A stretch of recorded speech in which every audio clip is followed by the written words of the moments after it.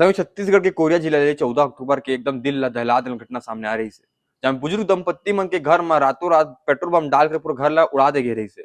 आप बता दो जो बुजुर्ग रही से ओला तो खटिया में बांध दे रही ने ताकि वह हिल डुल मत पाए, और जो पत्नी रही से वो गंभीर रूप ले घायल हो गई से। बुजुर्ग के नाम रही से राम राय सिंह और पत्नी के नाम रही से पार्वती। जो बुजुर्ग की उम्र लगभग 60 वर्ष रही से और पत्नी की उम्र 59 वर्ष रही से। आप मैं बता दूं कि जो पूरा शक के काटा रही से संगियो ओकर दामाद के ऊपर जेकर नाम है सूर्य सिंह ठाकुर, जो उत्तर प्रदेश के कानपुर निवासी हवे, ओकर ऊपर जाके अटकत रही से। पुलिस वाला मन एकरे आकलन लगात रही कि शायद यही आरोपी हो सकत है, काबर कुछ महीना पहले ही यही ओमन के घर में जाके फायरिंग घटना घलो अंजाम दे रही से। और ये जो घटना रही से ओकर कुछ दिन पहले अपन ससुराल घलो आए रही से अपन संगी संग में।